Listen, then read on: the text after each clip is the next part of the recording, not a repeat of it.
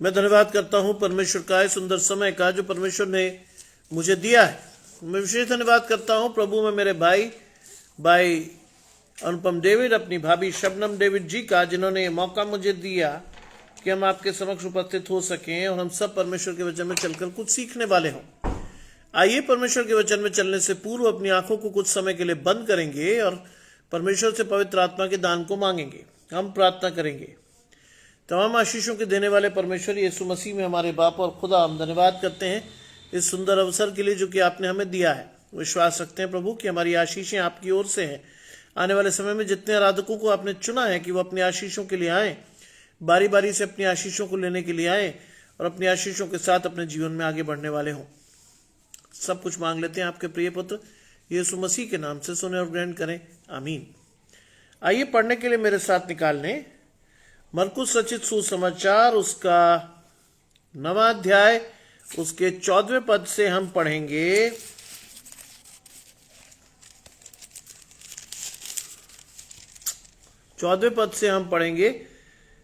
29वें पद तक। The Gospel according to Saint Mark chapter 9 verses 14 to 29, जहां लिखा है,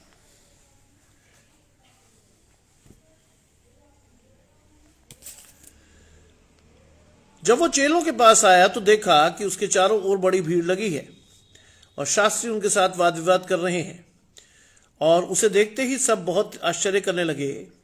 रोहिणी जी मेरे साथ जुड़ती हैं। आशीष परमेश्वर की आपके और आपके घराने को। सब उसे देखते ही बहुत आश्चर्य करने लगे और उसको दौड़कर उसे नमस्कार किया। उसने उनसे पूछा, तुम इनसे क्या विवाद कर रहे हो?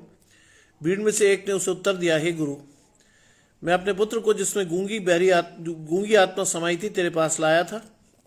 जहां कहीं वो उसे पकड़ती है, पटक देती है। वह मुंह से फेन बल लाता है और दांत पीसता है और सूखता जाता है। मैंने तेरे चेलों से कहा कि वे उसे निकाल दें, परंतु वे उसे निकाल नहीं पाए। ये सुनकर उसने उनसे उत्तर देकर कहा, हे अविश्वासी लोगों, मैं कब तक तुम्हारे साथ रहूंगा और कब तक तुम्हारी सहूंगा? उसे मेरे पास लाओ। तब वे उसे उसके पास ले आए, और जब उसने उसे देखा तो उस आत्मा ने तुरंत उसे मरोड़ा और वो भूमि पर गिरा और मुंह से फेन बहाते हुए लौटने लगा। उसने उसके पिता से पूछा, इसकी ये दशा कब से है? उसने कहा, बचपन से। इसने इसे नष्ट होने के लिए कभी आग और कभी पानी में गिराया। परंतु यदि तू कुछ कर सके तो हम पर तरस खाकर हमारा उपकार कर। यीशु ने उससे कहा, यदि तू कर सकता है, ये क्या बात है? विश्वास करने वाले के लिए सब कुछ हो सकता है। बालक के पिता ने तुरंत गिड़गिड़ा कर कहा, हे प्रभु, मैं विश्वास करता हूं, मेरे लिए उपाय कर।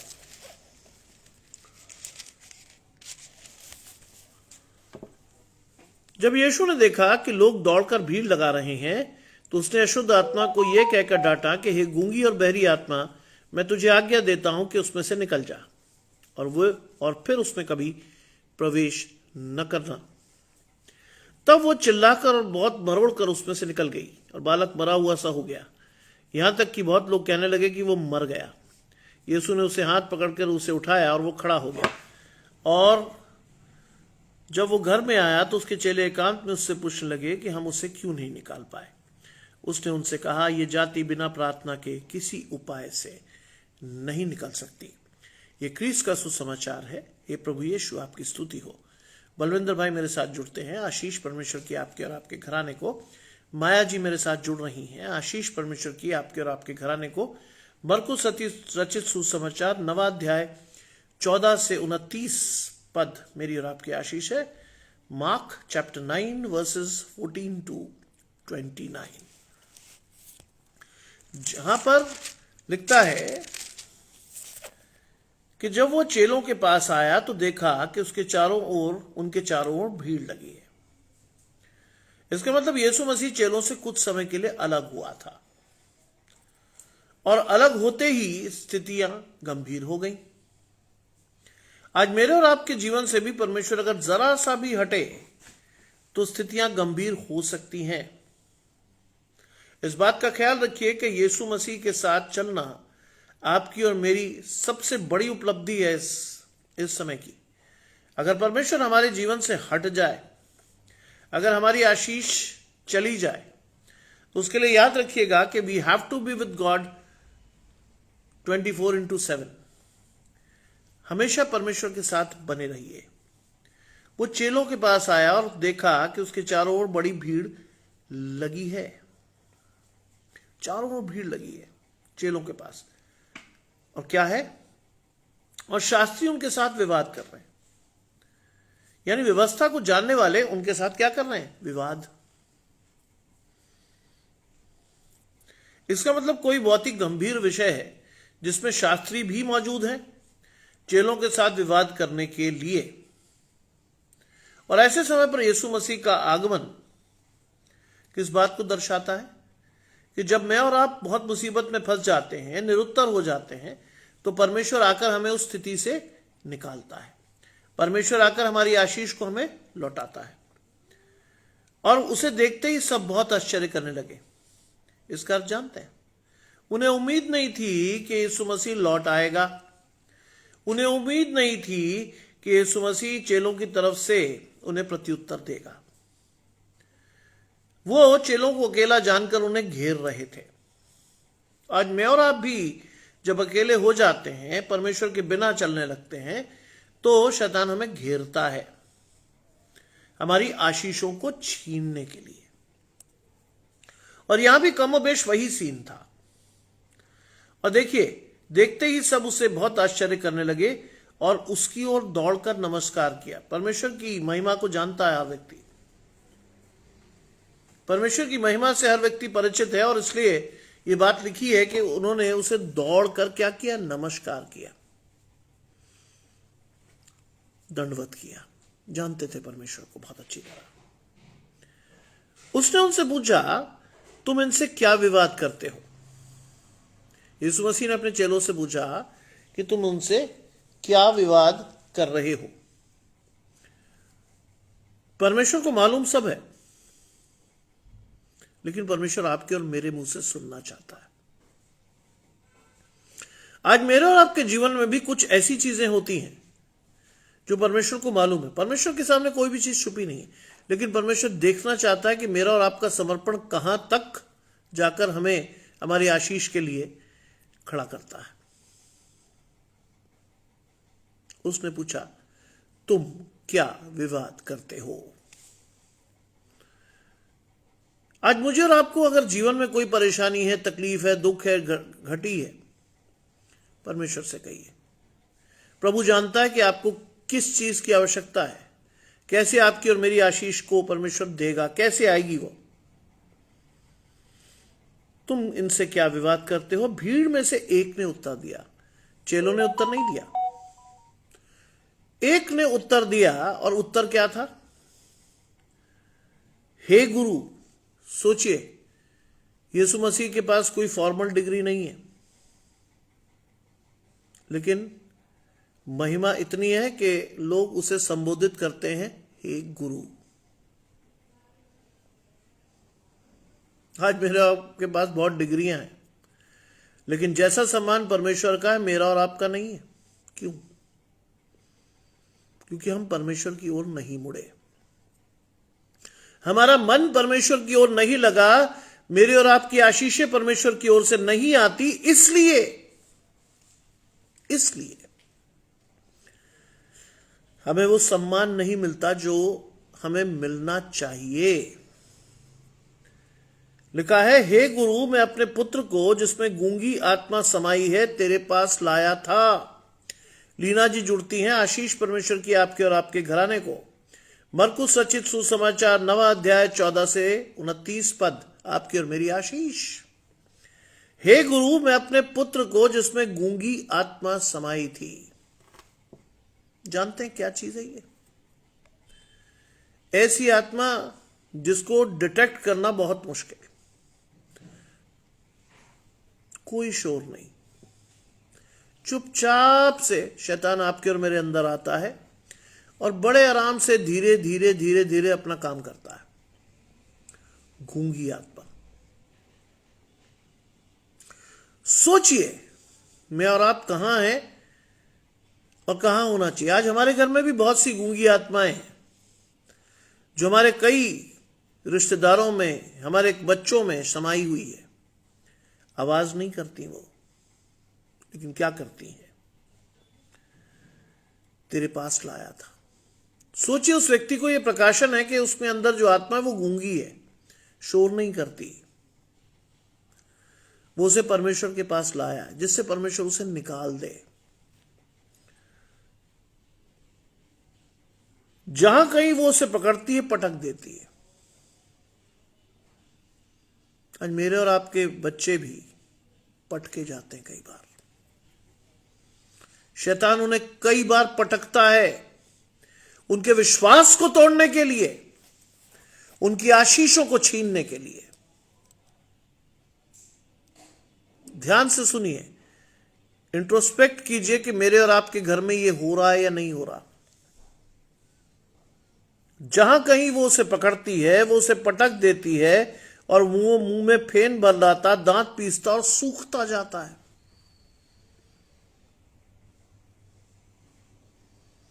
शैतान आपको कभी भी पकड़ सकता है, आपके परिवार में कभी भी इंट्रूड कर सकता है, कभी भी घुस सकता है।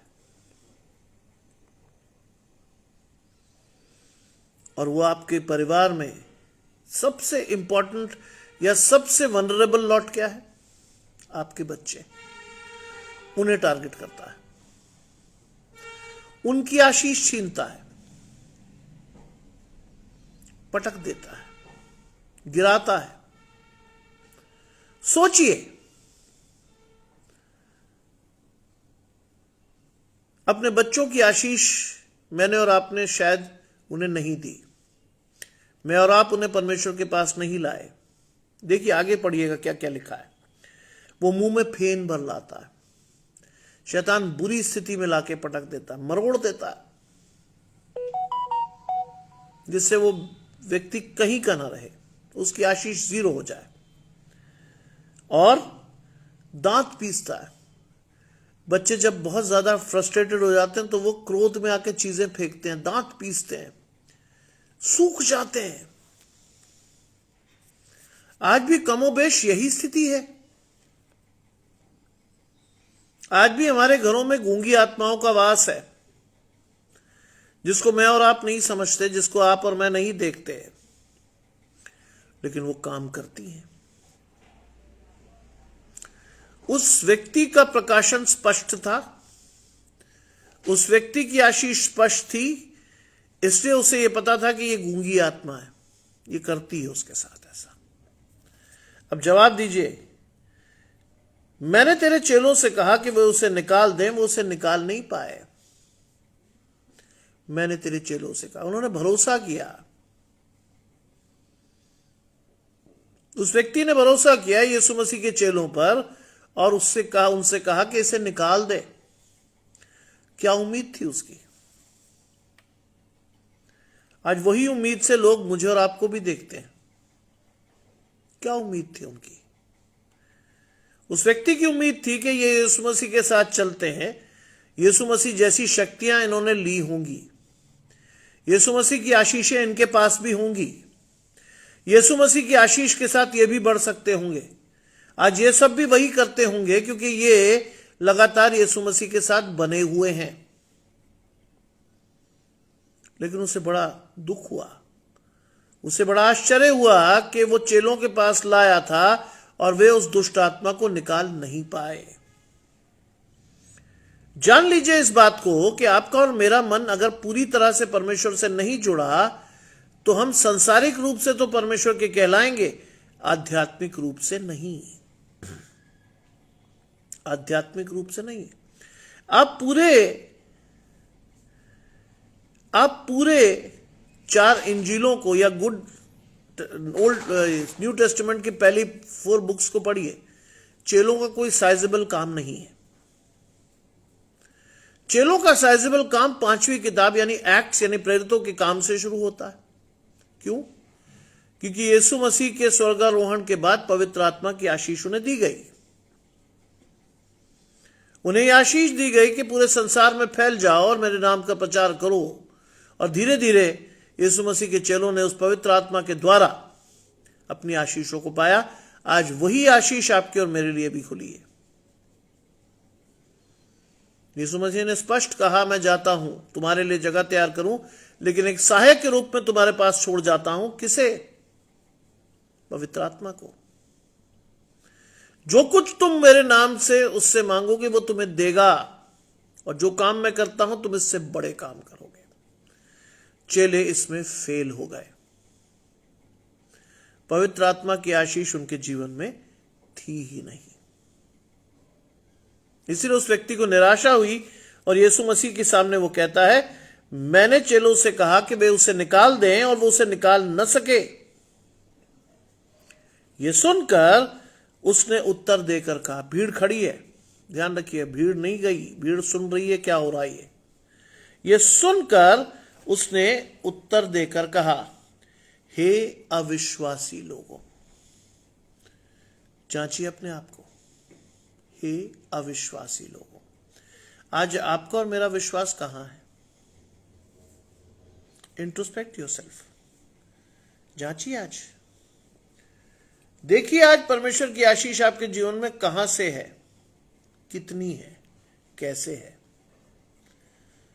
कहीं मेरे और आपके लिए भी तो यीशु मसीह नहीं कह रहा, हे अविश्वासी लोगों? क्या मैं और आप भी उस श्रेणी में तो नहीं आ रहे? हे अविश्वासी लोगों,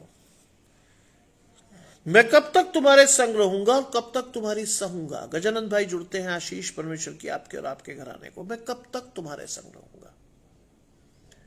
आज परमेश्वर हमारे संग बना हुआ है। पवित्र आत्मा के वचन के द्वारा मुझे और आपको आशीष लेनी है, क्योंकि आदि में वचन था, वचन परमेश्वर के साथ था, वचन ही परमेश्वर था। इस आशीष को लेना है मुझे और आपको। लेकिन वचन ही परमेश्वर था कि आशीष आपके और मेरे जीवन में कब आएगी? जब अधिकाई से आप परमेश्वर के वचन को पढ़ेंगे, अधिकाई से समर्पित होकर प्रार्थना करेंगे, अपने बच्चों को परमेश्वर के पास लाकर खड़ा करेंगे और उनकी सारी परेशानियां परमेश्वर को पहना देंगे। बाइबल में लिखा है, ये परिश्रम करने वालों और बोझ से दबे हुए लोगों, मेरे पास आओ, मैं तुम्हें विश्राम दूंगा। मुझसे सीखो, मेरा जुआ सहज और मेरा बोझ हल्का है। आशीष है सीधी। ये परिश्रम करने वालों और बोझ से दबे हुए लोग। आज मैं और आप बोझ से दबे हुए लोग हैं। हमारे बच्चों का ये नहीं हो रहा, हमारे जीवन में ये नहीं हो रहा, हम बोझ से दबते चले जाते हैं। Turn to God. परमेश्वर का जुआ सहज और हल्का है। परमेश्वर की आशीष खुली है आपके ऊपर। इसीलिए लिखा है, मैं कब तक तुम्हारी सहूंगा। बाइबल में विश्वास के लिए बहुत सारी चीजें आपको और मुझे दी गई हैं, लेकिन हम तब भी अविश्वासी बने। कब तक परमेश्वर आपको समझाता रहेगा? कब तक दिखाता रहेगा? पढ़िए बाइबल खुद से, सीखिए बाइबल की आशीषों को। और लिखा है, मैं कब तक तुम्हारे साथ रहूंगा और कब तक तुम्हारी सहूंगा, उसे मेरे पास लाओ। Again God wanted that blessings to be, क्योंकि उसके बाप की जो आशीष थी उसको वो लाया, इसलिए उसने कहा मेरे पास लाओ। तब वे उसे उसके पास ले गए। आज देखिएगा इस बात को, अगर कोई अविश्वासी व्यक्ति या कोई ऐसा व्यक्ति जो शैतान के साथ है परमेश्वर के सम्मुख लाया जाता, तो उसका रिएक्शन क्या होता है? मैंने कई लोगों को देखा, वो जाना नहीं चाहते वहां, पवित्र स्थान में वो खड़ा नहीं होना चाहते, वो ऐसी कोई भी जगह नहीं जाना चाहते जहां परमेश्वर की उपस्थिति उनके जीवन में हो। खासतौर से वो लोग जिनके अंदर दुष्ट आत्मा कहीं ना कहीं से है, वो जाना नहीं चाहेंगे कभी। और लिखा है, जब वो उसके पास ले आए, निकिता जी जुड़ती हैं आशीष परमेश्वर की आपके और आपके घराने को। लिखा है, जब वो उसको उसके पास ले आए तो उसने उसे देखा। सोचिए, यीशु मसीह से जैसे इंटरेक्शन हुआ तो क्या हुआ? असरात देखेंगे आप। क्या हुआ? उसने जैसे ही उसे देखा तो आत्मा ने तुरंत उसे मरोड़ दिया। शैतान अगर आपके जीवन में रखा हुआ है, बैठा हुआ है, इतनी आसानी से नहीं जा रहा। वो आपको तोड़ेगा, मरोड़ेगा, ये करेगा, वो करेगा। तब जब तक आप लगातार प्रार्थना करोगे, आपकी आशीष आएगी। आपको परमेश्वर जवाब देगा। आप परमेश्वर की आशीष को ले पाओगे। बहुत से लोग होते हैं जब ऐसी तोड़ मरोड़ देखते हैं ना, वो भाग जाते हैं, डर जाते हैं। डरिएगा मत, क्योंकि जब परमेश्वर आपकी ओर है, मेरी ओर है, तो हमारा विरोधी नहीं हो सकता कोई। और उसने उसे मरवड़ा और वो भूमि पर गिरा और मुंह से फेन बहाते हुए लौटने लगा। आप जिस चीज को पढ़ रहे हो, नॉर्मल आदमी उसे कैसे पढ़ेगा? He must be an epileptic patient. Medical terminology में इसे एपिलेप्टिक कहते हैं, मिर्गी के दौरे वाले बच्चे को। ये मिर्गी का दौरा नहीं था, ये एपिलेप्सी भी नहीं थी। ये शैतान ने उस बच्चे को मरउड़ा था। आज मेरे और आपके बच्चे भी मरउड़े जाते हैं, दुखी होते हैं, सूख जाते हैं। आगे सुनिएगा क्या लिखा है। उसने उसके पिता से पूछा, इसकी ये दशा कब से है? यीशु मसीह wanted to inquire from his father कि ये कब से ऐसा है, जबकि मालूम है यीशु मसीह को कब से क्या है, लेकिन वह फिर भी पूछता है कब से इसकी दशा।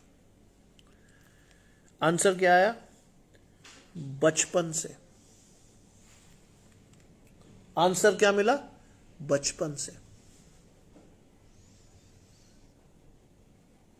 आज मुझे और आपको अपने घर में अपने बच्चों को बचपन से प्रार्थना का माहौल देना चाहिए, वरना बहुत से छोटे बच्चे बचपन से शैतान के पास चले जाते हैं, पता भी नहीं चलता। और आजकल तो बहुत आसान तरीका है शैतान का आपके और मेरे जीवन में इंट्रूजन का। आपके और मेरे हाथों में बसा हुआ मोबाइल, बहुत आसान तरीका है। अगर आप देखेंगे ना, बच्चे को बिगाड़ने के लिए सबसे आसान तरीका है मोबाइल। आप छोटे बच्चे को एक बार दे दीजिए, वो उससे पहले तो बहुत खुश होगा, फिर मुंह में डालेगा, फिर देखेगा, फिर उसके स्क्रीन पे देखेगा, उसे चलते फिरते लोग दिखाई देंगे, फिर वो क्या करेगा, उसकी लत लग जाएगी उसे। आप और मैं क्या खुशी पाएंगे? तंग नहीं कर रहा, खुश तो है, चलो। और वो फिर रेगुलरली मोबाइल लेने लगता है, और रेगुलरली मोबाइल लेते लेते लेते लेते स्थिति आती है कि बिना मोबाइल के उसको नींद नहीं आती, बिना मोबाइल के वो खाना नहीं खाता, बिना मोबाइल के उसे चैन नहीं आता। जानते क्यों? आप और मैं उसे खुद शैतान के पास ले गए। बुरा मत मानिएगा, आप और मैं उसे खुद शैतान के पास ले गए। आज बच्चे अपने बर्थडेज पे क्या मांगते हैं? युवा बच्चे आईफोन। कभी किसी बच्चे से को आपने मांगते देखा कि बाइबल दे दो अच्छी सी? नहीं। आज वो आईफोन 16 प्रो, 16 मैक्स, फलाना वो ढिकाना वो मांगते हैं। और माँ बाप बड़ी खुशी से ईएमआई पर, क्योंकि हम सब मध्यम वर्गीय परिवार के लोग हैं, हम ईएमआई पे बच्चे को खरीद के देते। अरे एक ही चीज तो मांगी है, चलो एक ही चीज तो मांगी है, दे दो, बच्चा ही तो है। और वो बच्चा नहीं होता, फिर शैतान उसके जीवन में आराम से पैर पसार कर सो रहा होता। क्या पूछा गया? उसकी ये दशा कब से है? उसने कहा बचपन से।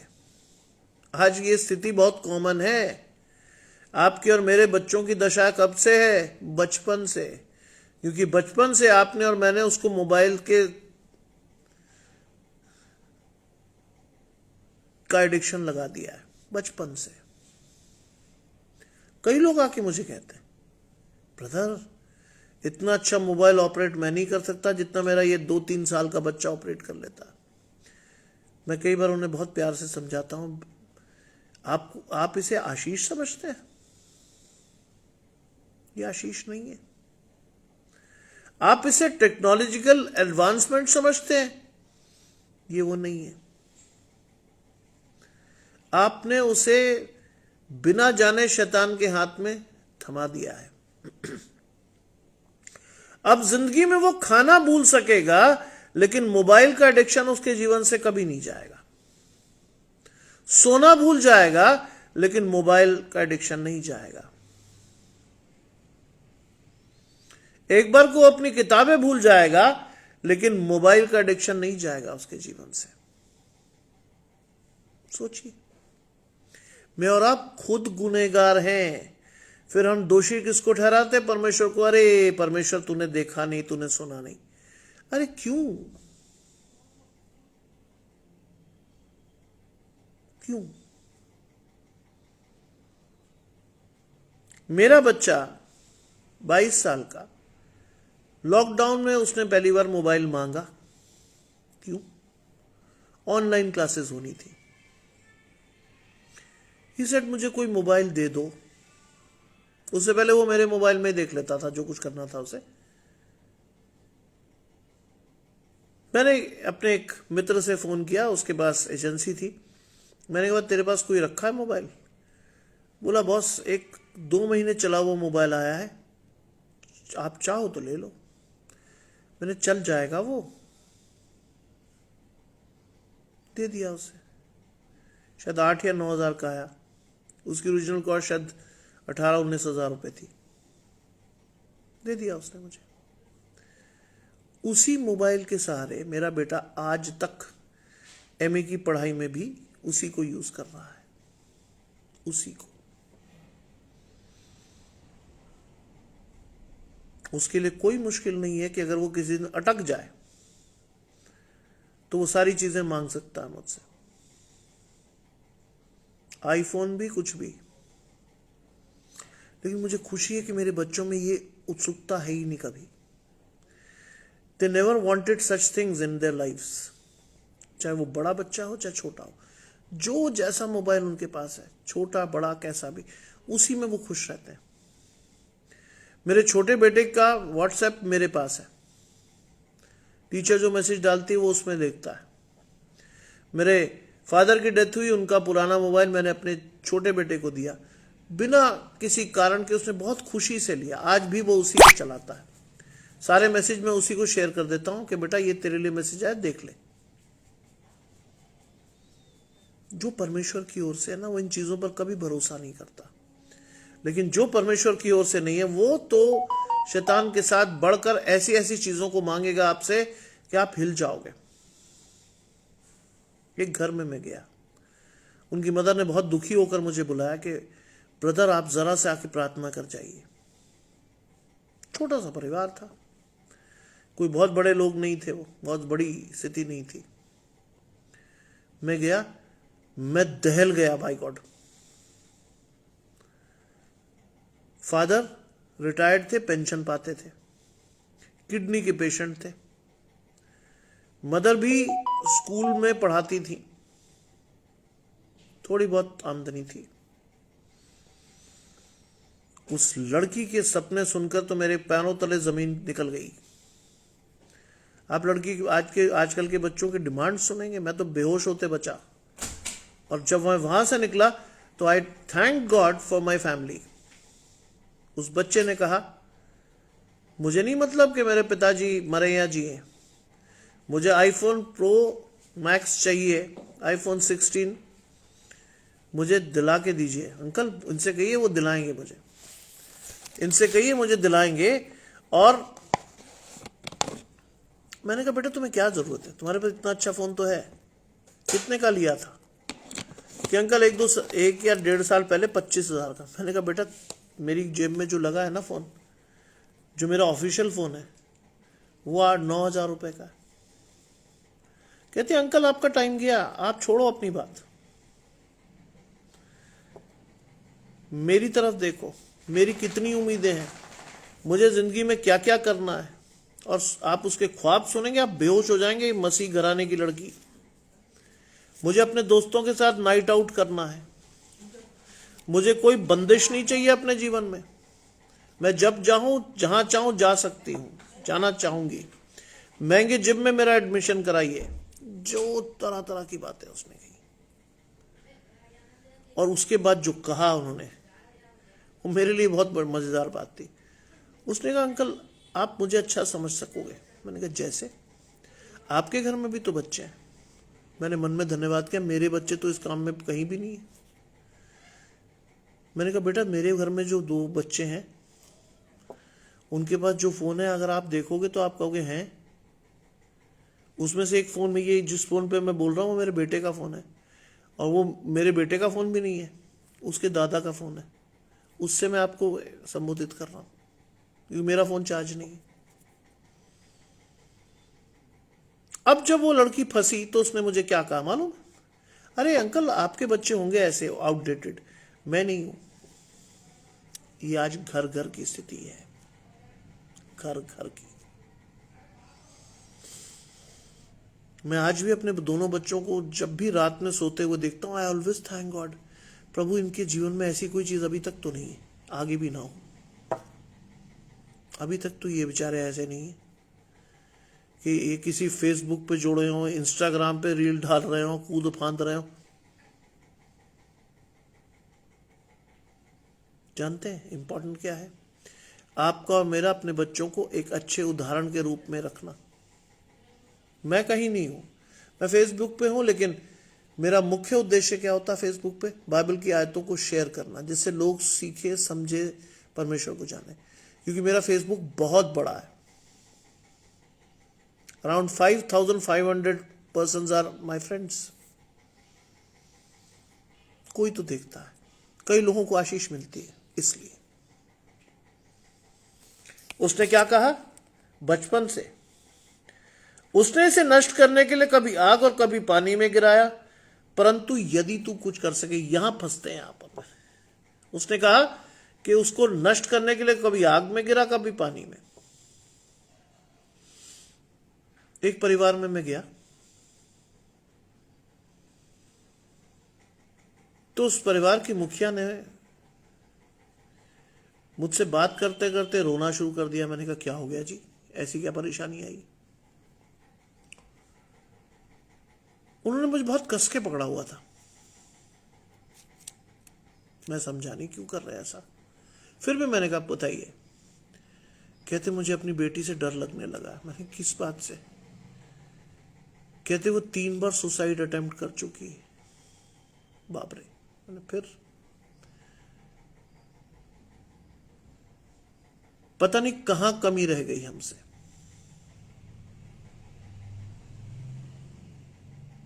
कभी आग और कभी पानी में गिराता है। आज घर घर में ऐसे बच्चे मिल जाएंगे आपको जो डिप्रेस्ड होंगे, जो सुसाइड अटेम्प्ट कर चुके होंगे या करने की कोशिश कर रहे होंगे। घबराइए मत। मैं जैसे ही उस घर में घुसा, घर में घुसते ही मुझे एहसास हुआ कि यहां कुछ चीजें गलत है।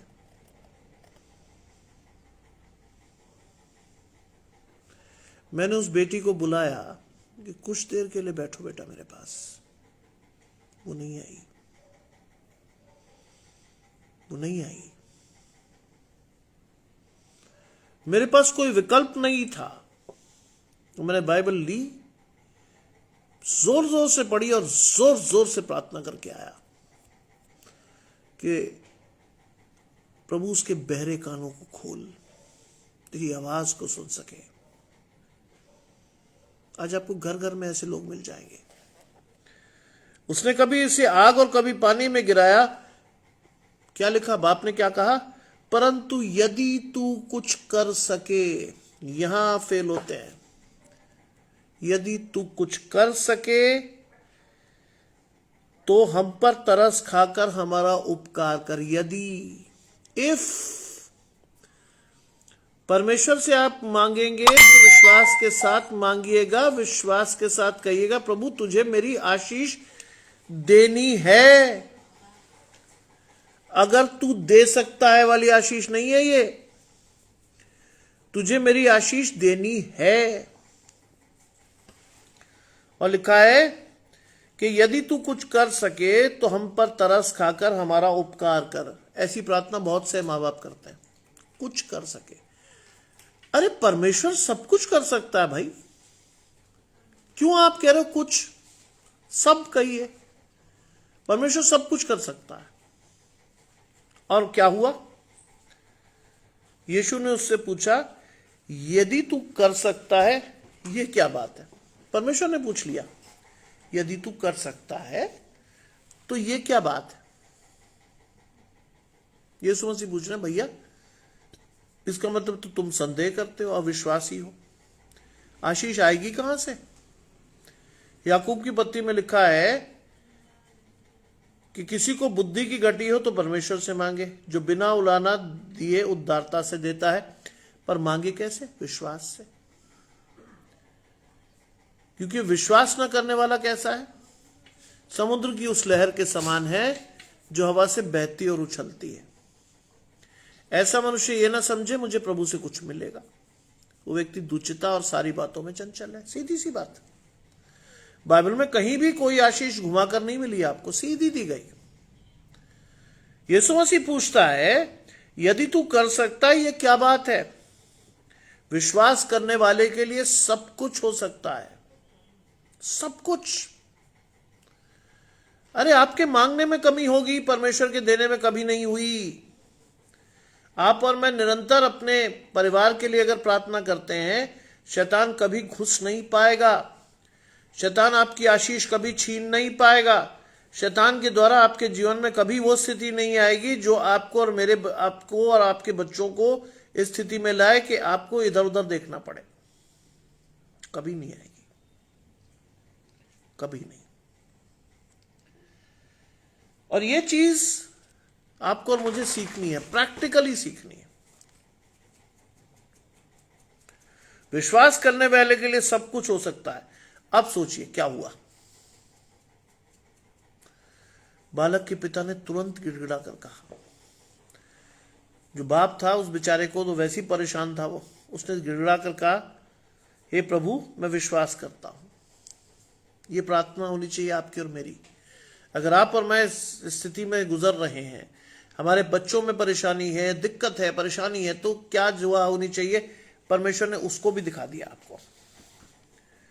बालक के पिता ने तुरंत गिड़गिड़ा कर कहा, प्रभु मैं विश्वास करता हूं, मेरे अविश्वास का उपाय कर।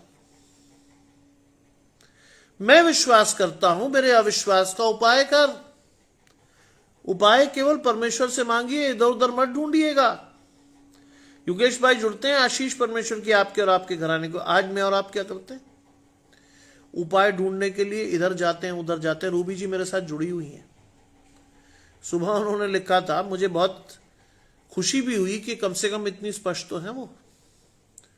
उनके आस पड़ोस के लोग कहते हैं, बच्चा नहीं है तुम्हारे पास, बाबा के पास चली जाओ, है ना, बाबा के पास जाओ, आशीष मिल जाएगी। कम से कम इतनी बात तो वो जानती है वो लड़की कि बाबा के पास नहीं जाना, आशीष के लिए कहां जाना है? परमेश्वर के पास। इतना तो पता उसे, कम से कम इतना तो उसने कहा कि नहीं, बाबा के पास नहीं जाऊंगी मैं, मेरी आशीष परमेश्वर से मैं मांगूंगी। इसीलिए अगर आप और मैं कहीं लैग कर रहे हैं आशीषों में, तो क्या कहिए परमेश्वर से? क्या कहेंगे आप परमेश्वर से? प्रभु मेरे अविश्वास का उपाय कर, मेरी आशीषों को मुझे दे। और क्या लिखा है? जब यीशु ने देखा कि लोग दौड़कर भीड़ लगा रहे हैं, यीशु ने देखा लोग दौड़कर भीड़ लगा रहे, मैं और आप होते ना, मैं कहते अरे यार अभी थोड़ी ठहर जाए। अगर मैं और आप होते ना तो क्या करते? कहते यार ये तो फेमस होने का टाइम है, क्योंकि वो यीशु मसीह को मालूम था कि क्या करूंगा मैं। लेकिन क्या करा यीशु मसीह ने? देखा कि यार भीड़ बढ़ रही है। देखिए मेरी और आपकी जो सोच है उससे परमेश्वर की सोच बिल्कुल अलग है, बिल्कुल अलग, बिल्कुल अलग। हम और आप सोचते हैं कि पब्लिकली मैं और आप कोई काम करेंगे, ओहो लोग कहेंगे साहब कितना महान आदमी है, कितना महान व्यक्ति है। यीशु मसीह ने देखा कि लोग दौड़कर भीड़ लगा रहे हैं, तो उसने कहा भाई ये भीड़ बढ़ रही है, रुका नहीं वो। उसने तुरंत उस अशुद्ध आत्मा को डांटा, एक गूंगी और बहरी आत्मा, मैं तुझे आज्ञा देता हूं कि उसमें से निकल जा। सुन लिया आपने? यह आशीष परमेश्वर ने आपको भी दी है। पवित्र आत्मा का यह दान आपके पास भी है। यूज करना सीखिए।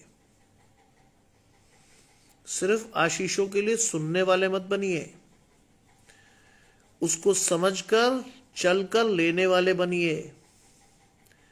कहिए परमेश्वर से, प्रभु मेरी आशीष को दे। मैं अपने जीवन से आपको एक छोटी सी घटना शेयर करता हूं। मुझे नहीं मालूम था क्या होना था इसका।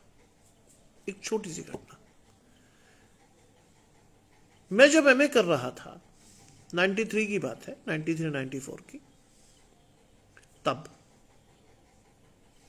हमारे चर्च में कॉन्ग्रीगेशनल प्रेयर होती थी और उसमें पादरी साहब की स्वीट विल थी कि वो किसी की तरफ बोलकर उसे कह देते थे, आज की प्रार्थना चर्च की कॉन्ग्रीगेशनल प्रेयर आप करेंगे। लोग बहुत डरते थे। किसी का नाम रैंडमली वो ले लेते थे कि भैया चल प्रार्थना कर, क्योंकि उनकी सोच क्या थी कि आप तो परमेश्वर के लिए तैयार होकर आए होंगे, संडे की तैयारी से आए होंगे, इसलिए परमेश्वर की प्रार्थना करने में डर नहीं लगना चाहिए। लोगों की हालत बहुत खराब होती थी कि भैया ये बोल देगा। उस संडे मेरा नंबर आया और मेरा नंबर आते ही पादी साहब ने मुझे कहा कि आज बेटा तुम्हें एक बहुत बड़ी बात करनी है परमेश्वर से। मेरी वाइफ बीमार है, उसका शुगर लेवल और बीपी बहुत बढ़ा हुआ है और वो सेमी कॉन्शियस स्टेट में।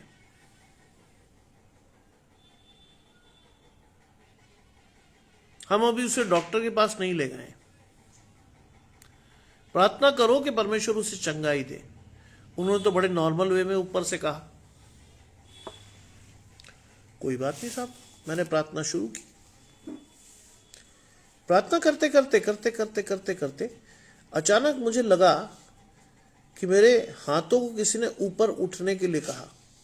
मैंने उठा दिया और जानते क्या कहा मैंने? मुझे आज भी बड़ी हंसी आती है। जब मैंने आंखें खोली तो कई लोग मुझे घूर रहे थे। मैंने कॉन्ग्रीगेशनल प्रेयर में कहा कि प्रभु हमारी आशीष हमें दे और हम शाम को आंटी के साथ बैठकर चाय पीने वाले हूं। प्रभु ने चंगाई दे। दुआ खत्म हुई, कई लोग मुझे घूर रहे थे। इतने विश्वास से इस लड़के ने कैसे कहा? पादी साहब की वाइफ मेरी मदर की स्टूडेंट थी, रिश्ता वैसे भी था। अब मेरी मां ने भी मुझसे पूछा, क्यों भाई अति विश्वास में तुम ज्यादा बोल गए? मुझे कोई फर्क नहीं पड़ा। मैंने कहा पता नहीं, कहा मुझे लगा किसी ने कहने को कहा, मैंने कह दिया। अब मुझे इंतजार था शाम का, क्योंकि मेरे मन में ये बात थी कि अगर मेरे मुंह से ये निकला है और कहा है परमेश्वर ने तो ये होगा भी सही। शाम के 4 बजे कुछ नहीं हुआ। 4:30 बजे हमारे घर का दरवाजा खटखटाया गया। मैं बाहर निकल कर गया तो मैंने पाया कि पादी साहब के सुपुत्र खड़े। बहुत छोटा था मुझसे वो। मैंने कहा बोल। बोला मम्मी आपको बुला रही। मैंने कहा हैं? मम्मी आपको बुला रही मतलब? कहते भैया आप भूल गए, आपने सुबह चर्च में दुआ की थी ना कि आप मम्मी के साथ चाय पियोगे। मम्मी बुला रही हैं आपको चाय पीने के लिए। मैंने हैं? अच्छा ठहर जा। मैं गया अपनी मम्मी के पास। मैंने कहा आंटी चाय पे बुला रही। बोले कौन सी आंटी? मैंने पादी साहब की वाइफ। मेरी माँ को भी थोड़ा आश्चर्य हुआ। बोली चल चल मैं भी चलती हूँ, मेरी तो स्टूडेंट है। हम दोनों 2 मिनट में तैयार हुए, लपक के चले गए उनके साथ। घर पहुंचे तो वी वर सो हैप्पी। बिल्कुल ठीक ठाक बैठी बातें कर रही थी और कहती बेटा तेरी दुआ से मैं ठीक हो गई, चल एक काम कर, मैंने कहा है कि तू सिर्फ चाय मत पी, मैं तुझे पकौड़े भी खिलाऊंगी। पाजी साहब आए, सिर पे हाथ रख के बोले, बेटा हाँ दुआ में दम तो है। तब तक मुझे कुछ नहीं पता था क्या हुआ ये। मैं लौट कर आया मम्मी के साथ, मम्मी बड़ी खुश हो गई, देखा सब कुछ ठीक हो गया ये वो। शाम को दुआ करने पर, शाम को जब दुआ हुई तो मेरी माँ ने मुझे कहा कि बेटा देख, ये आशीष तेरी नहीं थी, ये परमेश्वर की थी। हाँ मुझे इस बात की खुशी हुई तूने अधिकारी से मांगा, तेरे विश्वास ने तेरी आशीष को तुझे दिया। उस दिन से मुझे समझ में आ गया कि मेरी मां ने मुझे ऐसे ब्लेसिंग नहीं दी थी, ऐसे नहीं। पैदा होने से पहले ही आशीष ठहरा दी गई थी और वो आशीष आज तक ठहरी हुई है। ये आशीष भी मेरे बेटे ने दी है मुझे, मैं तो कहीं से उछलता कूदता लेटी आया था। ये आशीष भी उसी बच्चे ने दी मुझे कि बेटा पापा इसको पढ़ो। और लिखा है, एक गूंगी और बहरी आत्मा में तुझे आज्ञा देता हूं, उसमें से निकल जा और फिर प्रवेश न करना। परमेश्वर जब देता है तो मुकम्मल खुशी देता है, कंप्लीट हैप्पीनेस। ये नहीं कहा परमेश्वर ने निकल जा, ये भी कहा फिर प्रवेश मत करना। परमेश्वर ने क्या कर दिया जानते हैं इस आयत में क्या चीज छुपी हुई है? इस आयत में परमेश्वर ने उस बच्चे को अपनी दाहिनी हाथ की आड़ में लिया, फिर प्रवेश नहीं करना है। कितनी बड़ी आशीष, फिर प्रवेश नहीं करना। सोचिए, मेरे अपने जीवन से बहुत आशीषें पाई हैं मैंने। कई बार तो बहुत देर में मुझे समझ में आया कि ये मेरे साथ क्यों हुआ, लेकिन जब समझ में आया मैंने परमेश्वर को धन्यवाद किया, प्रभु तूने किया। मैं तो सोच ही रहा था, तू कर गया मेरे जीवन में काम। आज आपके जीवन में भी वही चीजें वहीं की वहीं हैं। अपनी आशीषों को मांगना सीखिए, विश्वास करना सीखिए, परमेश्वर से कहना सीखिए, प्रभु मेरे बच्चे के जीवन से इस गूंगी आत्मा को निकाल, जो बोलती तो नहीं है लेकिन नुकसान करती है उसके जीवन में। निकाल उसे बाहर और फिर उसे प्रवेश मत करने देना। मांगिए, ये आपको और मुझे मांगना है, विश्वास के साथ मांगना है। आपकी और मेरी आशीष द्वार पर है, द्वार पर। लिखा है, तब वो बहुत चिल्लाकर और मरोड़कर उसमें से निकल गई। चिल्लाकर निकली। सोचिए, गूंगी आत्मा भी चिल्लाई। परमेश्वर का सामना हो रहा था ना, उसके मुंह में भी आवाज आई, वो भी चिल्लाई, क्या हो रहा मेरे साथ, क्यों निकाला जा रहा मुझे। लेकिन परमेश्वर के सामने कुछ कर थोड़ी सकते हैं यहां पर, मैं कोई भी कुछ नहीं कर सकता। निकल गई। और क्या लिखा है, बालक मरा हुआ सा हो गया, मरा हुआ सा। जैसे प्राण निकल जाते ना वैसा, क्योंकि शैतान वर्षों से जीवन में था, आराम कर रहा था, मजे कर रहा था। शैतान वर्षों से उस जीवन को सता रहा था। निकलने के बाद तो बड़ा आराम मिला और वो बच्चा मरा हुआ सा हो गया। वहां तक लोग कहने लगे कि मर गया। लोगों ने यीशु मसीह की तरफ देखा, मर गया जी ये। फिर एक आशीष दी यीशु मसीह ने। यीशु ने उसका हाथ पकड़कर उसे उठाया और वो खड़ा हो गया। भजन संहिता 37। वो व्यक्ति जिसका हाथ परमेश्वर के हाथ में रहता है, वो 100 बार भी गिरे, परमेश्वर उसे उठा खड़ा करता है। 100 बार भी परमेश्वर उसे उठा खड़ा करता है, फॉर श्योर।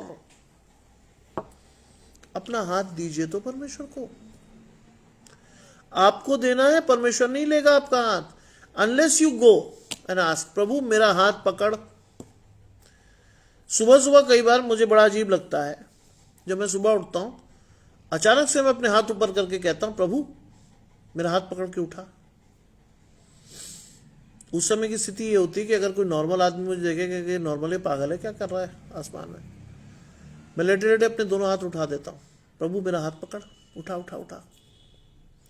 क्यों? क्योंकि मेरी मां ने सिखाया था मुझे। जब सुबह की पहली किरण देखो, पलंग छोड़ो, तो ये कहकर छोड़ो कि प्रभु रात भर की आशीषें आपके साथ मैंने ली, सुरक्षित रहा, अब दिन शुरू हो रहा है, एक बार फिर से मेरी आशीषों को मुझे देकर इस दिन में मुझे आशीषित कर। हमें सिखाया गया था कि सुबह पैर जमीन पर नहीं लगना चाहिए विदाउट प्रेयर्स। बच्चे को शिक्षा उसी मार्ग की दे जिस पर उसे चलना चाहिए, सीधी सी बात, बिल्कुल सही बात है। विश्वास करने वालों के लिए सब कुछ संभव है, बिल्कुल सही बात। मेरी मां ने मुझे सिखाया था कि बेटा पैर जमीन पर टच नहीं करेगा जब तक परमेश्वर को ले ना लो, पैर नहीं रखोगे तुम। शुरू से सीखी हुई आशीष है हमारी, आज भी वही करते हैं। मैं तो फिर भी चुपचाप प्रार्थना कर लेता हूं। मेरे बड़े साहबजादे मेरे साथ सोते हैं, जब वो सुबह उठते हैं तो बकायदा पता चलता कि वो उठ रहा है। पलंग पर सीधा बैठ के हाथ जोड़ के वो जोर जोर से प्रार्थना करता, बाप रे, जोर जोर से। मुझे पता चलता वो उठ रहा है और मैं बहुत खुश होता हूं उस बच्चे को देखकर।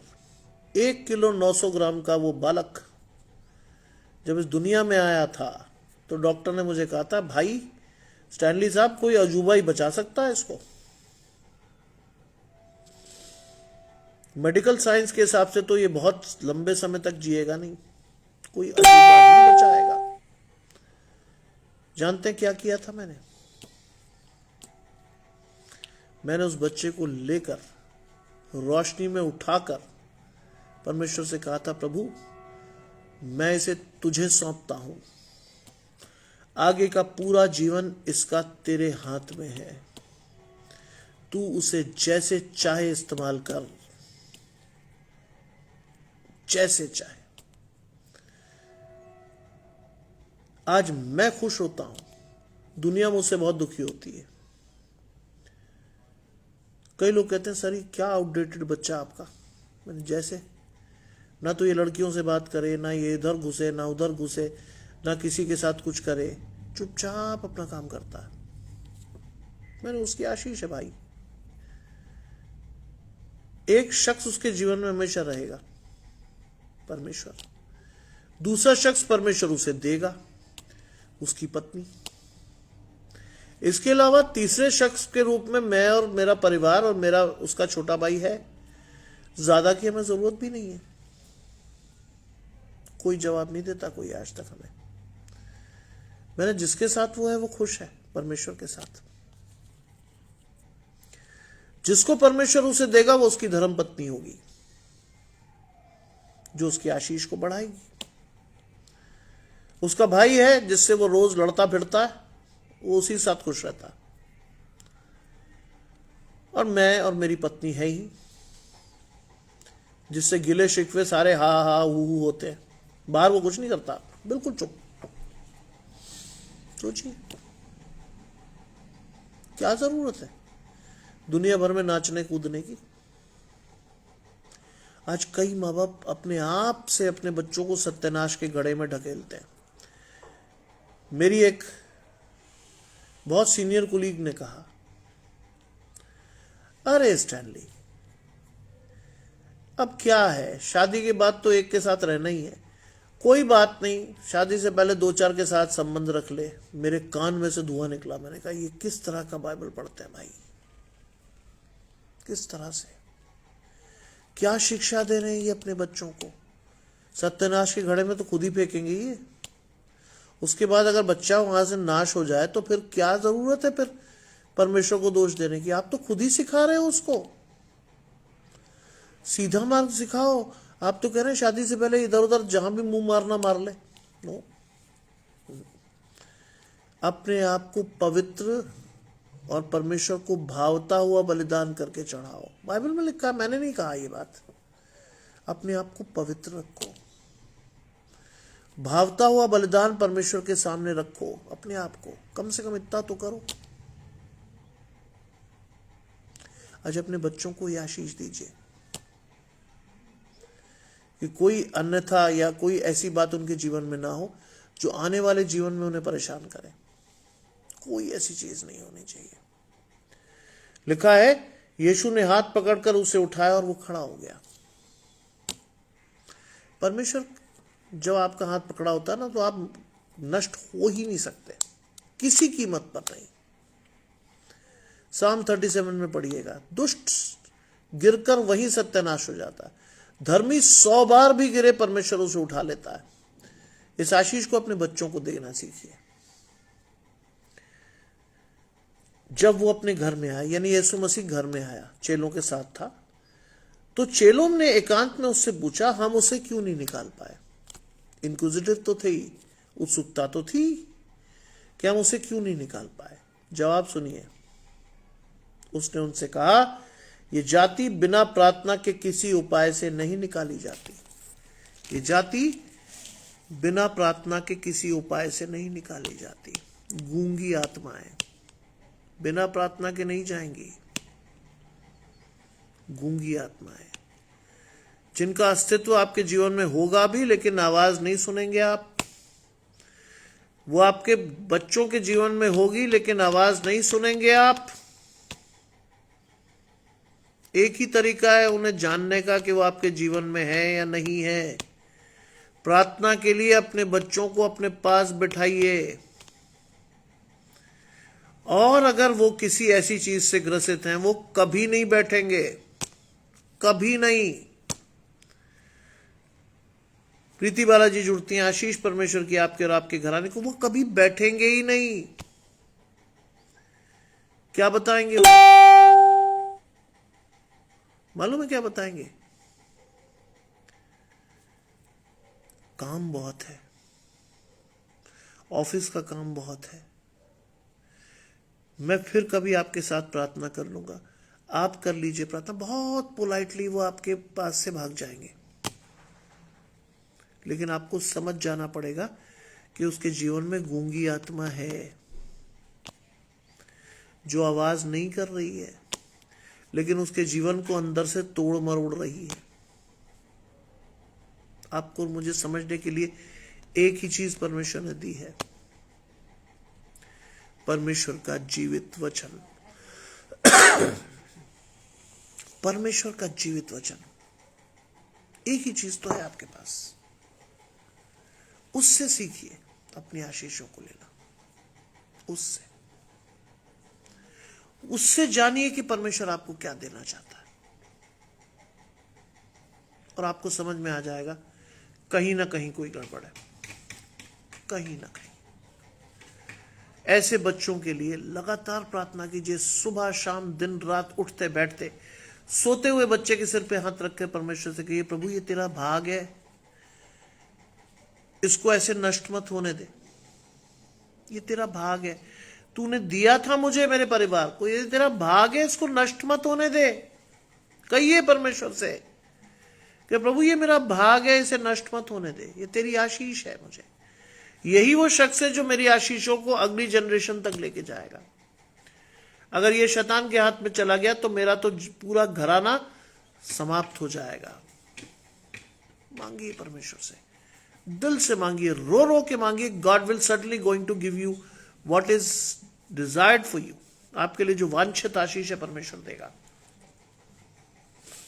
सोचिए, सारा दिन काम करने के बाद, सारा दिन काम करने के बाद क्या होता है? एक आम आदमी थक जाता है, उसे लगता है यार मैं करूंगा क्या करूंगा। लेकिन जब भी मैं यहां एंटर करता हूं, I always take God in my life. प्रभु तेरा वचन, तेरी आशीष तेरे लोगों तक पहुंचनी चाहिए, तेरे लोगों तक पहुंचनी चाहिए, और बिना मिलावट के पहुंचाना प्रभु। मेरा इनपुट मत डालना उसमें। मुझे जहां तू यूज करना चाहे बिल्कुल कर, लेकिन तेरा वचन विशुद्ध रूप से लोगों तक पहुंचे, वो तेरी आशीषों को जानने वाले हों, देखने वाले हों, समझने वाले हों। ये आशीष है। और आशीष के साथ बढ़िए।